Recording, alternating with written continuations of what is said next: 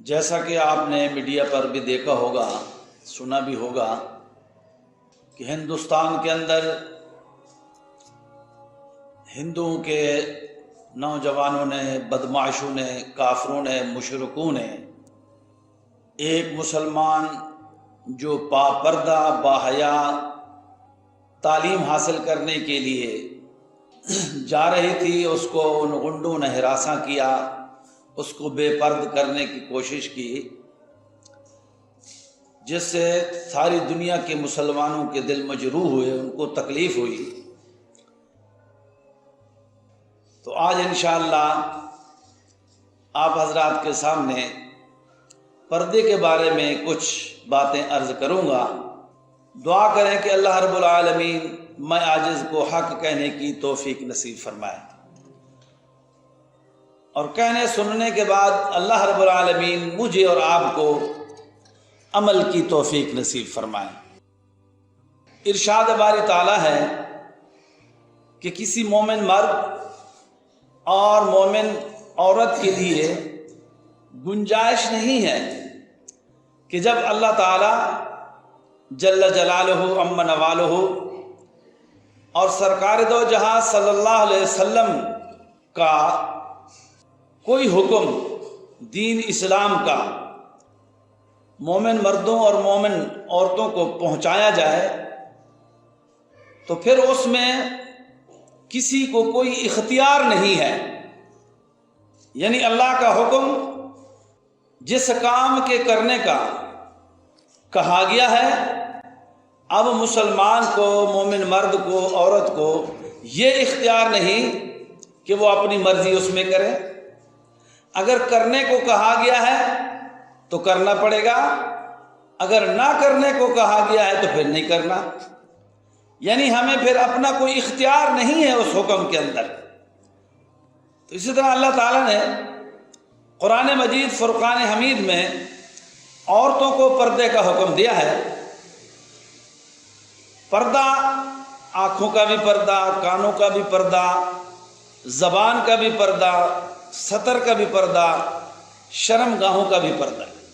آنکھوں کا پردہ یہ ہے کہ عورت کسی غیر محرم کو اپنی آنکھوں سے نہ دیکھے، اور صرف عورت کے لیے نہیں کہا گیا بلکہ مرد کو بھی کہا گیا کہ وہ بھی غیر محرم عورت کو نہ دیکھے۔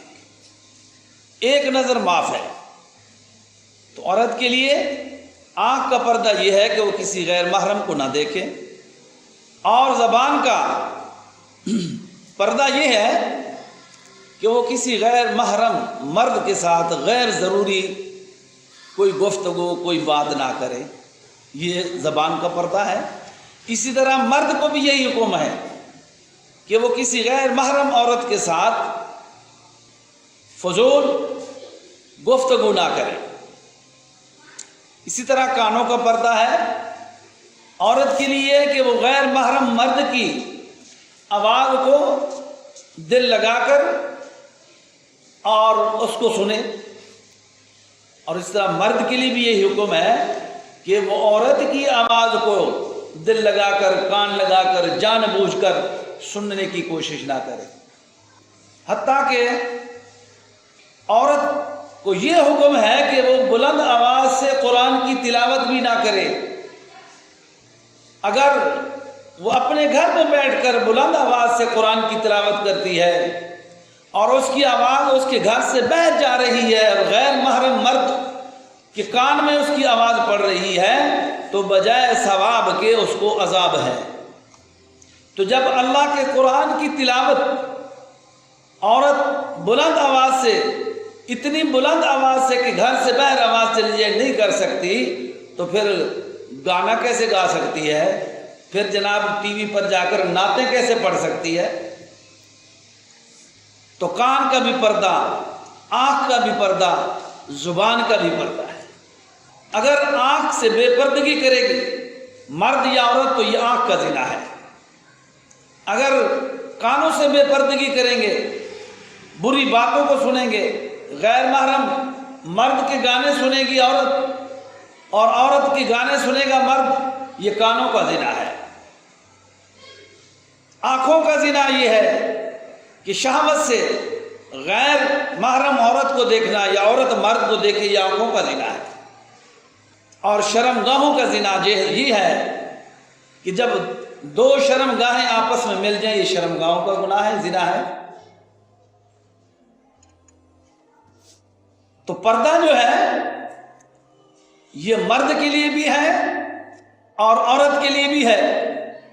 اور پھر اسی طرح سطر کا پردہ ہے کہ مرد کے لیے یہ سطر ہے کہ ناف سے لے کر گھٹنوں تک، یہ فرض ہے، واجب ہے، اس کو چھپانا ضروری ہے مرد کے لیے.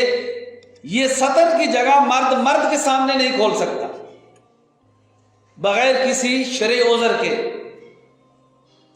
ناف سے لے کر گھٹنوں تک یہ مرد کا سطر ہے، ننگیج ہے. یہ مرد کے سامنے نہیں کھول سکتا. اگر کھولے گا تو خدا کی اور فرشتوں کی اس پر لعنت ہوگی.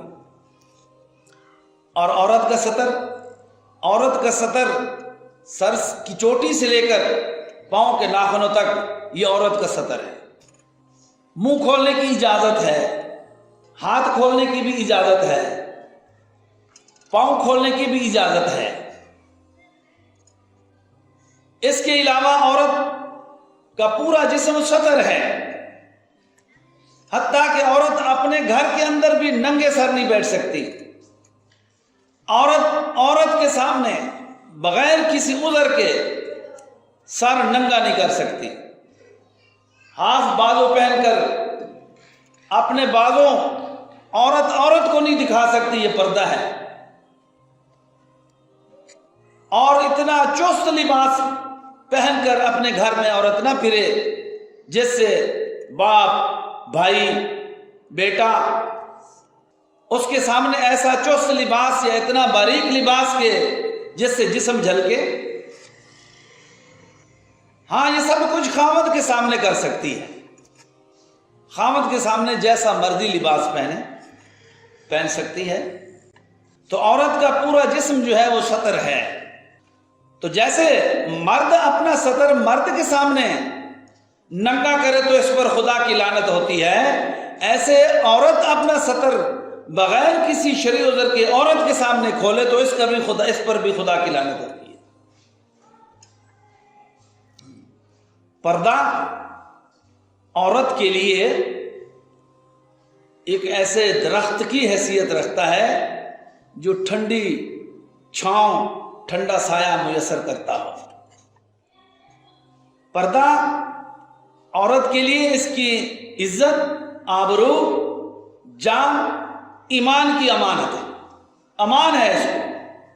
جو باپردہ عورتیں ہوتی ہیں ان کا ایمان بھی محفوظ رہتا ہے اور ان کی جان بھی محفوظ رہتی ہے.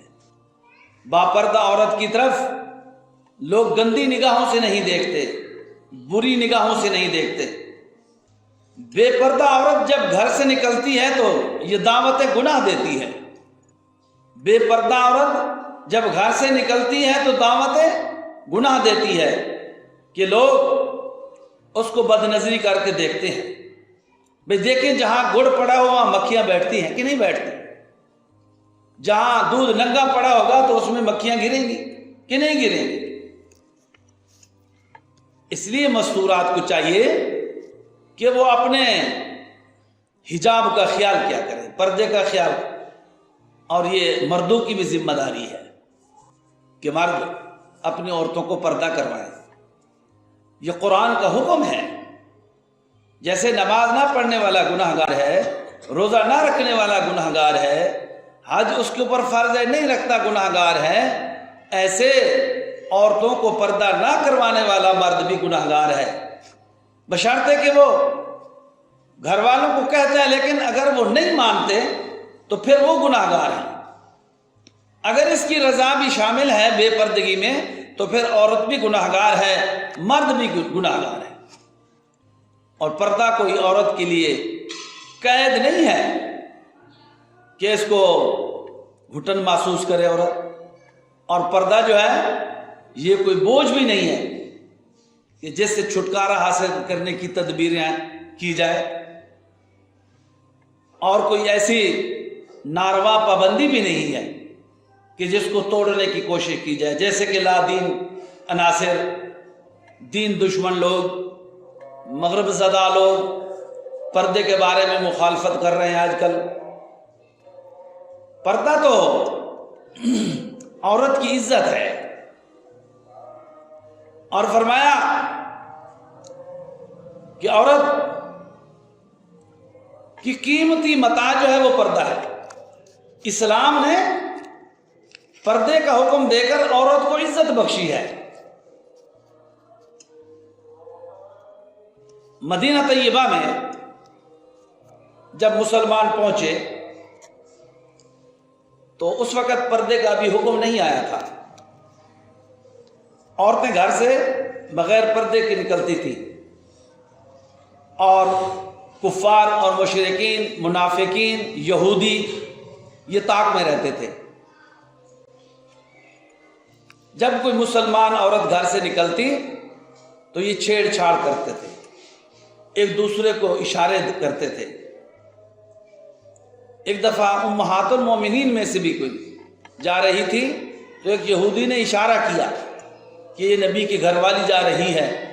حضرت عمر رضی اللہ تعالیٰ عنہ نے دیکھا تو آپ سے برداشت نہ ہوا، فوراً جا کر اماں کے سامنے کھڑے ہو گئے۔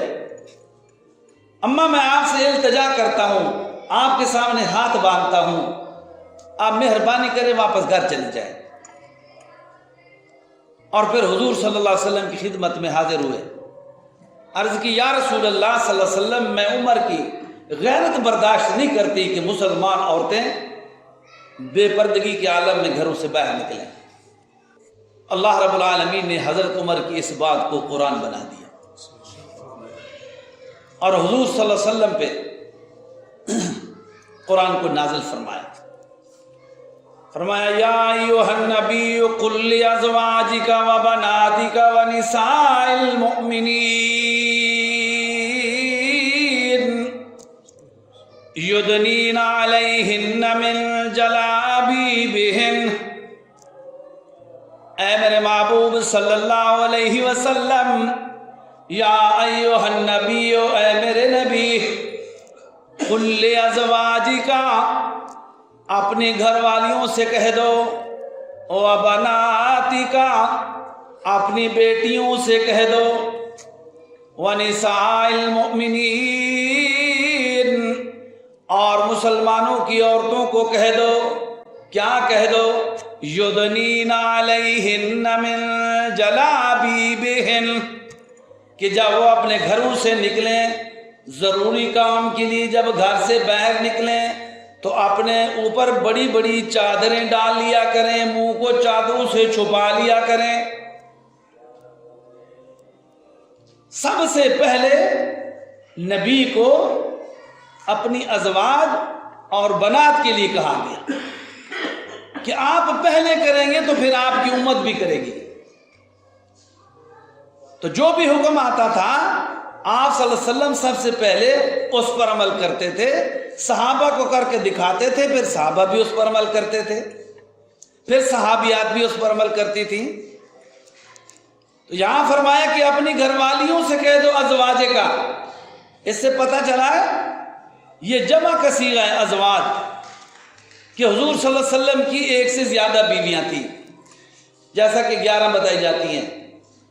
اور آگے فرمایا کہ وبناتک کا، یہ بھی جمع کا صیغہ ہے کہ اپنی بیٹیوں سے کہہ دو کہ وہ بھی پردہ کیا کریں۔ اب جو لوگ یہ کہتے ہیں کہ حضور صلی اللہ علیہ وسلم کی نعوذ باللہ ایک ہی بیٹی تھی، بی بی فاطمہ الزہرا، اب وہ قرآن کی اس آیت کا انکار کر رہے ہیں۔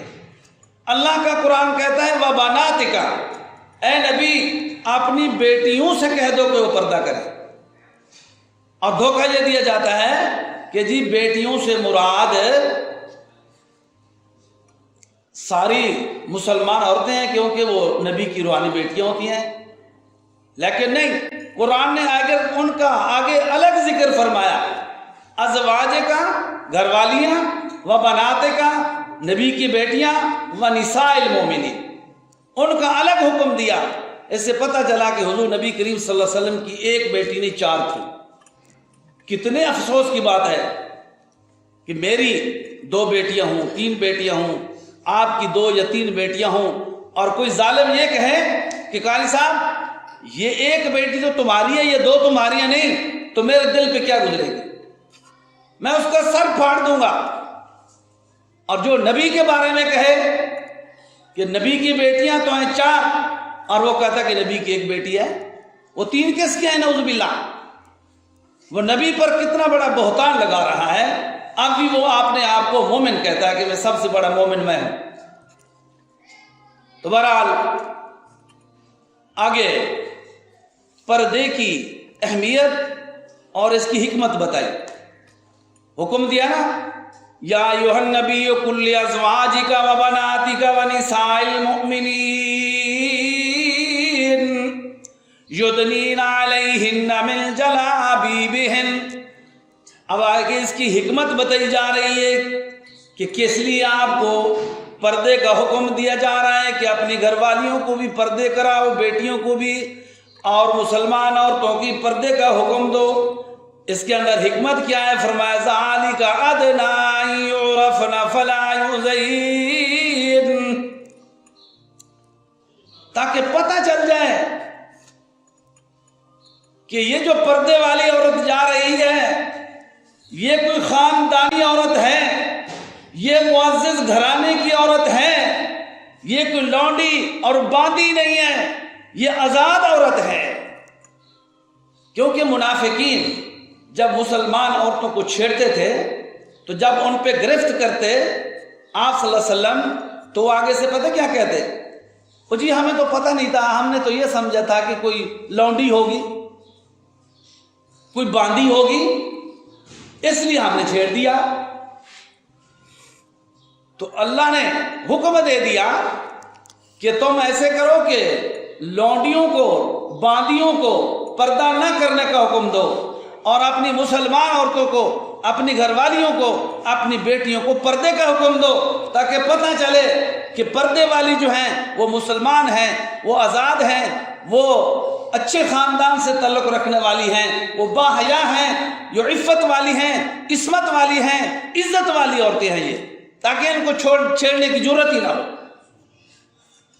حضرت عمر رضی اللہ تعالیٰ عنہ کے زمانے میں ایک باندی چادر اوڑھ کر جا رہی تھی، پردہ کر کے جا رہی تھی۔ حضرت عمر رضی اللہ تعالیٰ نے دیکھا، اس کو بلایا، کہا کہ تو یہ چادر اوڑھ کے پردہ کر کے کیوں جا رہی ہے؟ یہ تو آزاد عورتوں کے لیے ہے، یہ تو خاندانی عورتوں کے لیے ہے، یہ تو مسلمان عورتوں کے لیے ہے، تو ہے باندی اور بننا چاہتی ہے اونچے خاندان والی، ہے تو باندی اور بننا چاہتی ہے آزاد۔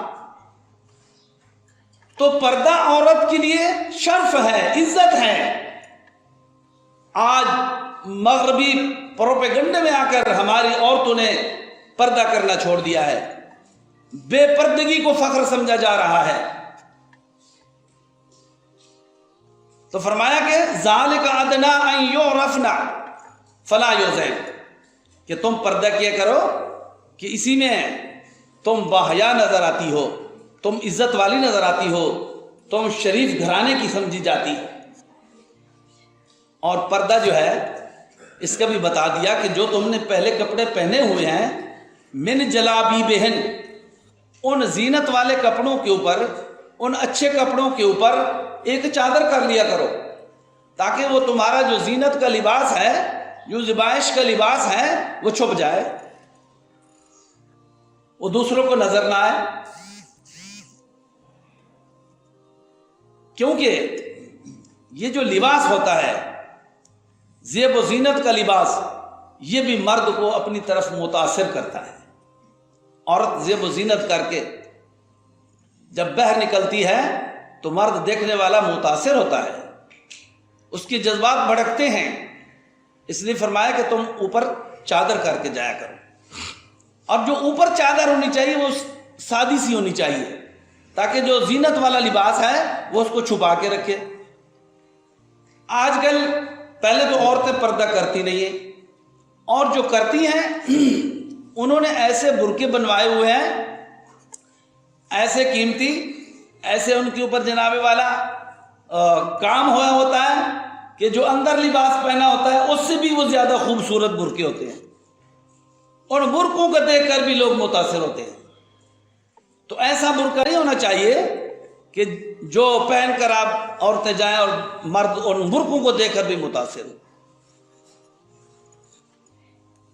ایک دفعہ ایک عورت بس میں سفر کر رہی تھی، عورت بوڑھی تھی اور اس نے اوپر برقع بڑا ہی قیمتی کیا ہوا تھا۔ اب کسی لوسی کی نظر پڑ گئی تو وہ اس کے پیچھے پڑ گیا، ایک سٹاپ پہ جا کے بس رکی اور وہ دوڑتا گیا اور جناب مٹھائی لے آیا اور آ کر اس نے اس عورت کو دے دی۔ اس اماں نے یہ سمجھا کہ میرے بیٹے جتنا ہے اس لیے ماں سمجھ کے دے رہا ہے، تو اس نے لے لی، کھا لی۔ آگے پھر گیا، پھر کوئی نرم چیز لے آیا، کوئی فروٹ لے آیا، کوئی کیلا وغیرہ لے آیا، اس نے پھر لے لی، پھر کھا لی۔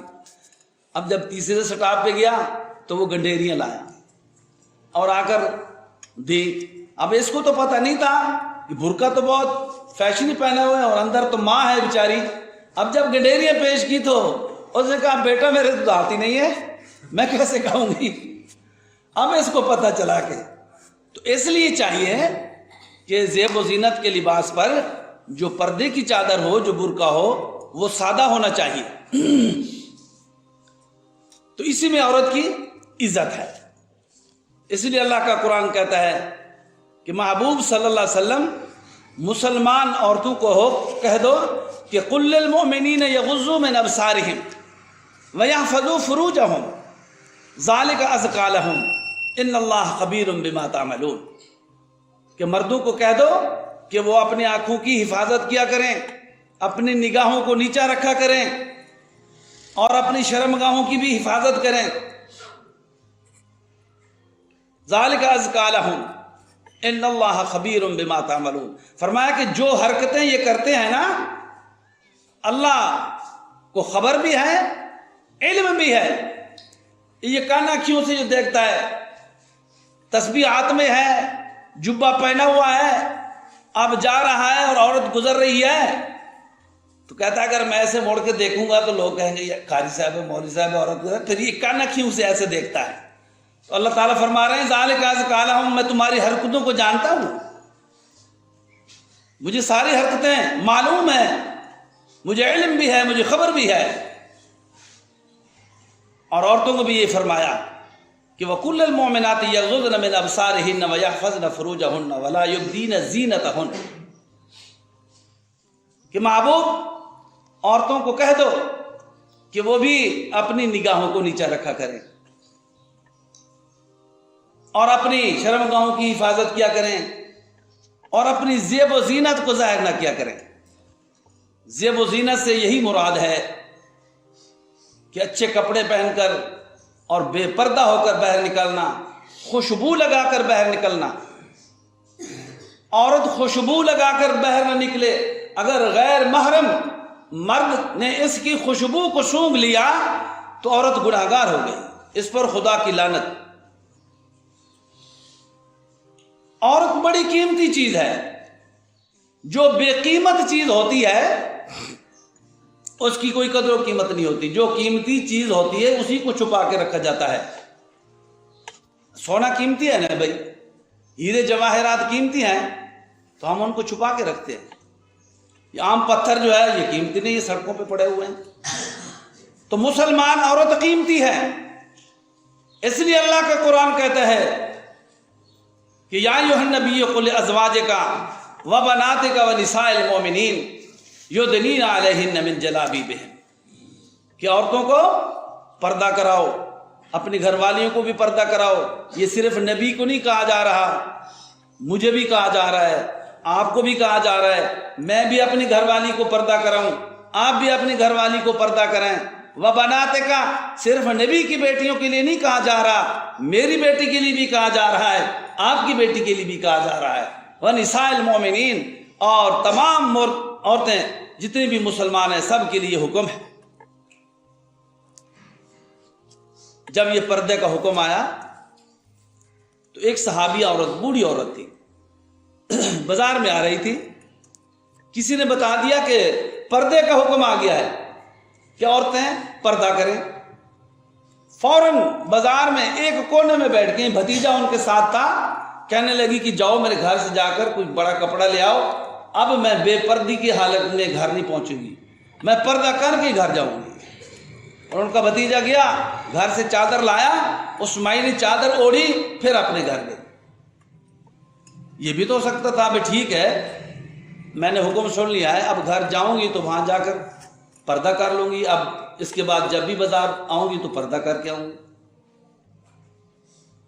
حدیث کا مفہوم ہے، آپ صلی اللہ علیہ وسلم نے فرمایا کہ عورت کا حق نہیں ہے کہ وہ گھر سے باہر نکلے، ہاں کوئی مجبوری ہو تو۔ عورت کا حق نہیں ہے کہ وہ راستے کے اندر چلے، ہاں کنارے پر چلے۔ بی بی فاطمہ الزہرا رضی اللہ تعالیٰ عنہ حضرت علی رضی اللہ تعالیٰ عنہ کے ساتھ تشریف لا رہی تھیں، گلی کے اندر سے گزر رہی تھی کہ ایک نبینا صحابی آ رہا تھا۔ بی بی فاطمہ الزہرا رضی اللہ تعالیٰ عنہ دیوار کے ساتھ لگ کے کھڑی ہو گئی، دیوار کے ساتھ چمٹ گئی اور اپنی سانس بھی روک لی۔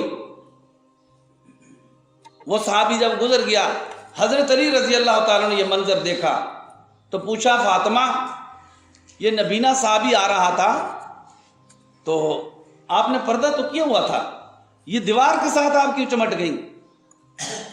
تو آپ نے فرمایا کہ یہ جو نبینا ہوتا ہے نا، نبینا آدمی، اس کی حس بڑی تیز ہوتی ہے، یہ پاؤں کے کھسکار سے، پاؤں کی آواز سے محسوس کر لیتا ہے کہ یہ چلنے والا مرد ہے یا عورت ہے۔ تو اگر میں ایسے چلتی جاتی تو اس کو پتہ چل جاتا کہ یہ عورت جا رہی ہے، اس لیے میں دیوار کے ساتھ کھڑی ہو گئی اور اپنی سانس کو بھی روک لیا کہ بعض اوقات جو نبینا ہوتا ہے اس کو سانس سے بھی پتہ چل جاتا ہے۔ اور یہ میری تجربے کی بات ہے کہ ایک دفعہ ہم پڑھتے تھے مدرسے میں، ہمارے ساتھ ایک نبینا حافظ قرآن حفظ کر رہا تھا، تو وہ کہتا تھا کہ جی آپ کسی آدمی کو کمرے میں بٹھا دیں اور مجھے نہ بتائیں کہ اس کمرے میں بندہ کوئی بیٹھا ہوا ہے یا نہیں، آپ مجھے اس کمرے میں مجھے چھوڑ دیں، میں آپ کو بتا دوں گا کہ اس کے اندر بندہ ہے یا نہیں ہے۔ اور پھر ہم نے تجربہ کیا کہ ہم نے کمرے کے اندر ایک لڑکے کو بٹھا دیا اور حافظ صاحب جب اندر گئے بس تھوڑی دیر ایسے کھڑے رہے، کہنے لگے اندر بندہ بیٹھا ہے۔ تو میں نے ان سے پوچھا کہ حافظ صاحب آپ کو کیسے پتہ چل جاتا ہے؟ کہنے لگا کہ یہ جو سانس لیتا ہے نا آدمی، ہمیں اس کا بھی پتہ چل جاتا ہے، ہماری حس تیز ہوتی ہے، ہمیں پتہ چل جاتا ہے کہ اس کمرے میں بندہ بیٹھا ہوا ہے۔ تو پردہ جو ہے یہ بہت ہی عورت کے لیے ضروری ہے۔ آپ نے سنا ہوگا میڈیا پر یہ بات چل رہی ہے کہ ہندوستان کے اندر ایک غیرت مند مسلمان لڑکی باپردہ باحیا طریقے سے تعلیم حاصل کرنے کے لیے جا رہی تھی، اور بوزدل غنڈوں نے، ہندوؤں نے، مشرکوں نے، کافروں نے اس لڑکی کو ہراساں کیا، اس کو بے پردہ کرنے کی کوشش کی۔ تو یہ بات سن کر بڑا افسوس ہوتا ہے کہ ان کو حیا نہیں آتی کہ ایک لڑکی کو تنگ کر رہے ہیں۔ اور وہ لڑکی کون ہے؟ وہ لڑکی محمد الرسول اللہ صلی اللہ علیہ وسلم کی روحانی بیٹی ہے، مسلمان عورت ہے۔ ظالموں، تم ہمارے نبی کی تعلیمات کو تو دیکھو، جب تمہاری کافرہ لڑکی قید ہو کر آ رہی تھی، سر سے ننگی تھی، تو محمد الرسول اللہ صلی اللہ علیہ وسلم نے اپنی مزمل والی چادر اس کے سر پر رکھی تھی۔ لوگوں نے بتایا کہ اللہ کے رسول، یہ تو کافر کی لڑکی ہے، یہ تو کافر کی بیٹی ہے۔ فرمایا بیٹی بیٹی ہوتی ہے، چاہے مسلم کی ہو چاہے کافر کی ہو۔ اور ان بغیرتوں کو حیا نہیں آئی کہ ایک مسلمان لڑکی وہ اپنے دین اسلام کا حکم پورا کر کے، پردہ کر کے تعلیم حاصل کرنے کی جا رہی ہے اور اس کو ہراساں کیا جا رہا ہے۔ اور کہتے ہیں یہ سب سے بڑا جمہوری ملک جو ہے وہ ہندوستان ہے، وہاں پر اقلیتوں کے حقوق کا بہت خیال کیا جاتا ہے۔ یہی اقلیتوں کا حقوق ہے کہ ایک مسلمان لڑکی پردہ کر کے تعلیم حاصل کرنے کی نہیں جا سکتی۔ اگر غیر مسلموں نے اپنا رویہ نہ بدلا تو انشاءاللہ ثم انشاءاللہ پھر جیسے فرعون کے مقابلے میں موسیٰ آیا تھا، انشاءاللہ پھر مسلمان بھی اسی طرح موسیٰ علیہ السلام کا کردار ادا کریں گے۔ پھر نمرود کے مقابلے میں اللہ نے ابراہیم کو بھیجا، ابو جہل کو ٹھکانے لگانے کے لیے اللہ نے 2 چھوٹے لڑکے بھیج دیے۔ اگر کوئی راجہ دہر بننے کی کوشش کرے گا تو پھر انشاءاللہ ہمارا مسلمان نوجوان محمد بن قاسم بنے گا، کوئی راجپال بنے گا تو پھر غازی علم الدین شہید آئے گا، پھر ممتاز قادری آئے گا۔ مسلمان کی ماں کی کوکھ بانجھ نہیں ہوئی، الحمدللہ ثم الحمدللہ۔ تو اس لیے مسلمانوں کو چاہیے کہ وہ اپنی عورتوں کو پردہ کرائیں، اور ہماری حکومت کو بھی چاہیے کہ وہ ہندوستان کے ساتھ احتجاج کرے کہ ہمارے مسلمان وہاں اقلیت میں ہیں، ان کے حقوق کا کیوں خیال نہیں کیا جاتا؟ ابھی تو سنا کہ وہاں قانون بنا دیا گیا ہے کہ مسلمان لڑکی، مسلمان عورت کالج میں، یونیورسٹی میں بغیر پردے کی جائے گی، اگر پردہ کرے گی تو اس کو تعلیم بھی نہیں حاصل کرنے دی جائے گی۔ تو دعا ہے کہ اللہ تبارک و تعالیٰ بھی ہم سب کو اس پردے والے حکم پر عمل کرنے کی توفیق نصیب فرمائے۔ وآخر دعوانا ان الحمدللہ رب العالمین۔